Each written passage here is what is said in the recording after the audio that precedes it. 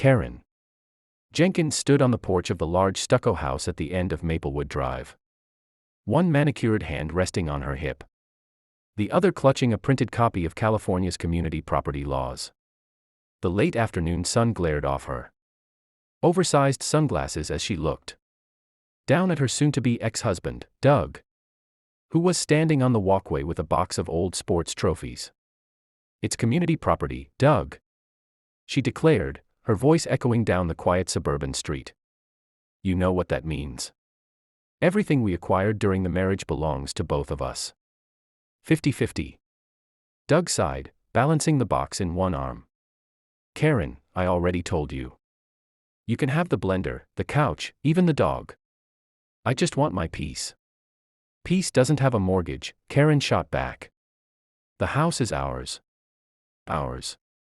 Neighbors peeked from behind curtains, watching the latest installment of what had become Maplewood's most entertaining drama. The divorce proceedings had been dragging on for months, and everyone in the cul-de-sac had taken sides, even the mailman. Karen flipped through her papers, triumphantly tapping the highlighted section. C. Community property. Equal rights. This house is worth nearly $900,000. Doug. You're not walking away with it all. Doug rubbed his temples. Karen, for the 100th time, this isn't the house we bought. I told you, the one on Pinecrest is ours. This one belongs to the Hendersons. You drove to the wrong address again. Karen froze, her lips parting as she looked around. The hedges weren't the ones she had trimmed last summer. The welcome mat said live, laugh, love, not home sweet chaos. "What?" she whispered. The front door opened. A bewildered woman with a toddler on her hip appeared. "Ah, can I help you?" Karen blinked, lowering her folder. "I thought this was my house." Doug let out a chuckle he'd been holding in for months. "Community property, huh? Maybe the Hendersons will give you a share of their Wi-Fi." The neighbors' laughter rippled through the air. Karen's cheeks flushed crimson as she stumbled backward off the porch. "Well," she muttered, gathering what was left of her dignity, "I'll just confirm the address." Doug nodded. "Might want to confirm the marriage, too, while you're at it." As she climbed into her silver SUV, Karen fumed silently. She wasn't going to let this embarrassment ruin her argument. She'd been right about the law, she just needed to show it at the right house. Next time, Doug wouldn't be laughing. Because Karen Jenkins always got what was hers. Or so she thought. Karen didn't sleep that night. She sat in her kitchen, her real kitchen this time, sipping lukewarm herbal tea and staring at the property deed spread across the table.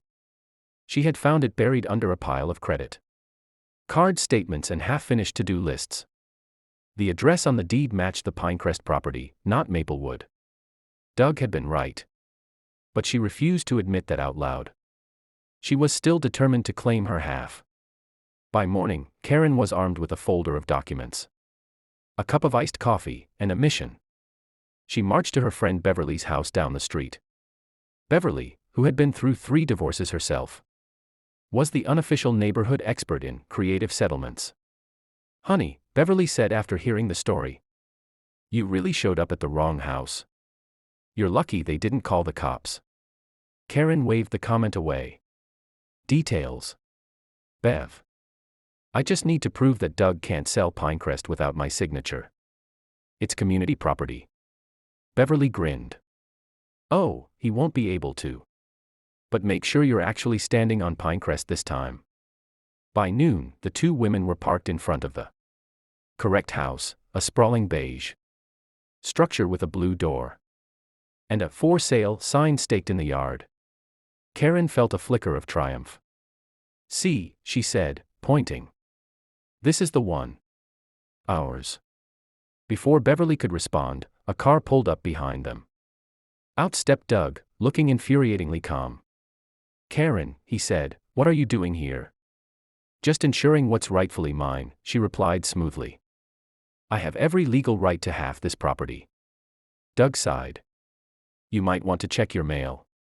You'd know we refinanced this house under my name 2 years ago." You signed the quitclaim deed. Karen blinked. What quitclaim deed? Doug handed her a copy. There, in black ink, was her own looping signature. She vaguely remembered signing something during tax season, she thought.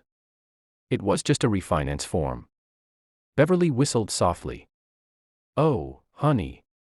Karen's pulse quickened. That can't be binding. I didn't understand what I was signing. Doug shrugged. Tell it to the judge. For the first time, Karen felt her confidence wobble. Maybe she'd been fighting for something that wasn't hers anymore. Still, she wasn't about to give up. If there was a loophole, she would find it. And if there wasn't, she'd make one. The following week, Karen arrived at the county clerk's office armed with her favorite pen. A pink binder labeled Operation Property Justice. And a latte large enough to fuel an uprising. She had spent hours researching online forums and watching YouTube attorneys explain how to reclaim marital assets. Most of them sounded questionable. But Karen wasn't picky. Knowledge is power, she told herself, striding toward the counter. The clerk, a weary-looking man named Raphael, greeted her. How can I help you today, ma'am? I need to dispute a quitclaim deed, Karen said confidently. My ex-husband tricked me into signing away my half of our house. Raphael raised an eyebrow. Do you have evidence of fraud or coercion? Well, not exactly, Karen said. But I was under stress. That counts, right? Raphael sighed. You'll need to file a motion and provide documentation. Karen filled out forms furiously, muttering about injustice and deceptive paperwork. When she was done, she snapped the binder shut and smiled. There. I'm not letting Doug get away with this. That night, she called Beverly. It's handled, she announced. Soon, the court will restore my ownership. But Beverly hesitated. You sure you want to drag this out? Doug's already moved out. You could start fresh. Start fresh without my $500,000 in equity. I don't think so. Karen began strategizing. She drove by the Pinecrest house every day, noting every showing, every realtor's visit. When she spotted potential buyers touring the property, she'd casually stroll up and say, just so you know, this house is under legal dispute. Word spread fast. Within a week, the realtor called Doug, furious. Your ex-wife is scaring away buyers. Doug confronted Karen in the grocery store parking lot. Karen, you can't keep doing this. I have rights. She snapped. It's community property until a judge says otherwise. Doug shook his head. You don't even want the house. You just want to win. His words stung more than she expected. Maybe he was right. But Karen wasn't ready to admit that, not to Doug, not to herself. When she got home, she sat in her car, staring at the Pinecrest deed through the windshield. The reflection showed her own tired eyes. She whispered, maybe I just want to be seen as right for once.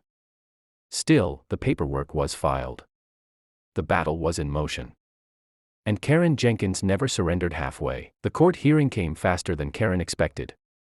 She stood before the judge in her best blazer, clutching her pink binder. Doug sat across the aisle with his attorney, calm as ever. The judge flipped through the documents. Mrs. Jenkins. You claim your husband misled you into signing the quitclaim deed. Yes, Your Honor, Karen said. I believed it was routine paperwork. And you have evidence of coercion? Karen hesitated. Well, not exactly. But I was under emotional distress. I didn't fully understand what I was doing. The judge nodded slowly. Unfortunately, misunderstanding a document does not constitute fraud. The deed appears valid. Karen felt her stomach drop. Doug's attorney spoke.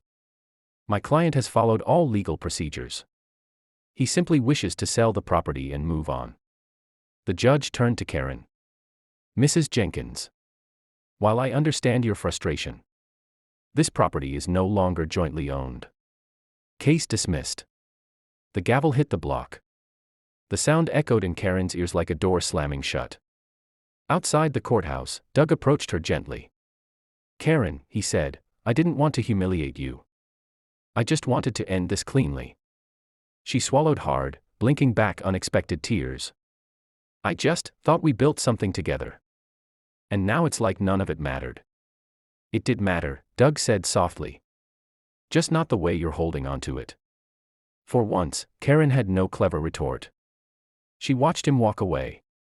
The afternoon sunlight glinting off his car as it disappeared down the street. When she got home, she found Beverly waiting with a bottle of wine. Well? Beverly asked.